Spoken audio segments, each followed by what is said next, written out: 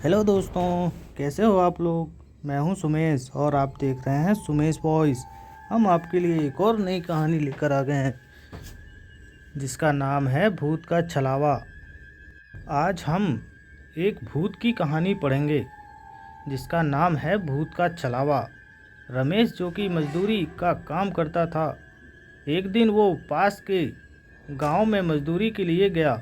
काम खत्म होने के बाद वो शाम के समय अपने घर के लिए चल दिया। पर उस दिन अचानक से बारिश होने के कारण रमेश कुछ देर उसी गांव में रुक गया। फिर जब बारिश बंद हुई तो रमेश वापस अपने घर की तरफ चल दिया, मगर तब तक अंधेरा हो चुका था। जल्दी घर पहुंचने के चक्कर में रमेश ने खेतों के बीच बने रास्ते से जाने का निश्चय किया। काफ़ी समय चलने के बाद रमेश अपने गांव के नज़दीक आ चुका था। गांव के पहुंचने के लिए एक बगीचे से होके जाना पड़ता था। जैसे ही रमेश उस बगीचे में पहुंचा, वैसे ही उसे एक बच्चे के रोने की आवाज़ सुनाई दी। रमेश ने सोचा, इतनी रात को इस बगीचे में बच्चा कैसे आ सकता है। उसने बच्चे को ढूंढने के लिए इधर उधर देखा, पर कोई नहीं दिखा।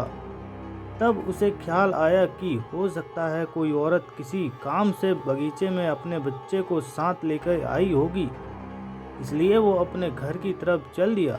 पर जैसे जैसे वो आगे बढ़ते जा रहा था, बच्चे के रोने की आवाज़ उसे और जोरों से सुनाई देने लगी। रमेश ने फिर सोचा, हो सकता है वो औरत किसी परेशानी में फंस गई होगी, मुझे मदद करनी चाहिए। फिर जिधर से आवाज़ आ रही थी रमेश उधर ही जाने लगा।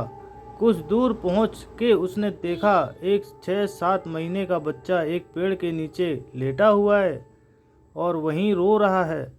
रमेश तुरंत उस लड़के के पास पहुंचा और ज़ोर ज़ोर से आवाज़ देने लगा, कौन है यहाँ पे, किसका बच्चा है ये। मगर किसी ने आवाज़ नहीं दी। रमेश ने सोचा शायद इसकी माँ यहीं आसपास कहीं बेहोश हो गई होगी, इसलिए बोल नहीं रही। फिर रमेश ने पूरे बगीचे को छान मारा, मगर उसे वहाँ पे कोई भी नहीं दिखा। अब रमेश ने गुस्से में चिल्लाया, कौन यहाँ बच्चा रख के चला गया। मगर किसी की आवाज़ नहीं आने के कारण रमेश ने वहीं रुकने का फैसला किया कि देखता हूँ कौन यहाँ अपने छोटे से बच्चे को रख के चला गया है।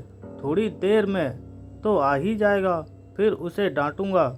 मगर काफ़ी देर बीत जाने के बाद भी उस बच्चे को लेने के लिए वहाँ पे कोई नहीं आया। अब रमेश समझ चुका था कि शायद कोई जानबूझ के अपना बच्चा यहाँ पे छोड़ गया है।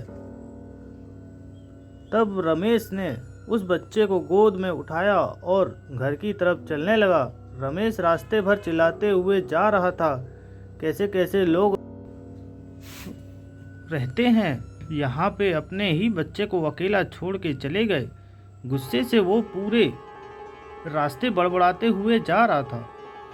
तभी रमेश को ऐसा लगा कि उसे चलने में दिक्कत हो रही है, क्योंकि बच्चा बहुत भारी लग रहा था। मगर रमेश घर पहुंचने की जल्दी में और तेज चलने लगा कि काफ़ी रात हो चुकी है, जल्दी इस बच्चे को लेके घर पहुंचा जाए। कुछ कदम चलने के बाद रमेश को ऐसा महसूस हुआ जैसे बच्चे का वजन बहुत ही ज़्यादा बढ़ चुका है और वो बच्चे को उठा के चल नहीं पा रहा था। जैसे ही रमेश ने बच्चे की तरफ देखा, उस बच्चे की एक आंख बाहर की ओर लटक रही थी और उसके पैर जमीन तक टच होने ही वाले थे और बच्चा रमेश को देख के हंस रहा था। रमेश इतना देखते ही डर के मारे उस बच्चे को फेंक दिया। फेंकने के बाद वो बच्चा ज़मीन पे नहीं गिरा, बल्कि ज़मीन से थोड़ा ऊपर ही लटकने लगा और ज़ोर ज़ोर से हंसते हुए बोला, क्या हुआ, मुझे अपने घर नहीं ले जाएगा। तू पूछ रहा था ना कि मैं किसका बच्चा हुआ हूँ, थोड़ा देर और गोद में रखता तब तुझे बताता किसका बच्चा हूँ। इतना सुनते ही रमेश वहाँ से तुरंत भागने लगा और अपने घर पहुँचा। मगर उसने ये बात किसी को नहीं बताई ताकि घर वाले ना डर जाएं। जैसे तैसे उसने खाना खाया और सोने लगा। अभी रमेश को हल्की नींद लगी ही थी, फिर घर के बाहर से उस बच्चे के रोने की आवाज़ आने लगी। रमेश ने डर के मारे उठ गया। धीरे धीरे वो आवाज़ और तेज होने लगी। उसने अपने घर वालों को जगाया और सबको उस घटना के बारे में बताया। फिर उसने कहा वो बच्चा अभी भी घर के बाहर रो रहा है, मगर बच्चे के रोने की आवाज़ किसी को सुनाई नहीं दे रही थी। वो आवाज़ बस रमेश को ही आ रही थी। उसके बाद रमेश के घर वालों ने गांव के ही एक बाबा को बुलाया, जिन्होंने रमेश का इलाज किया और उसके हाथों में धागे बांधे, जिसके बाद रमेश को उस बच्चे के रोने की आवाज़ आनी बंद हो गई। फिर रमेश उस रात आराम से सो पाया। भूत का छलावा की कहानी आप लोगों को कैसे लगी, हमें कमेंट करके ज़रूर बताइएगा। हम आपके साथ किसी और नई कहानी के साथ में मिलेंगे। जब तक के लिए बाय बाय।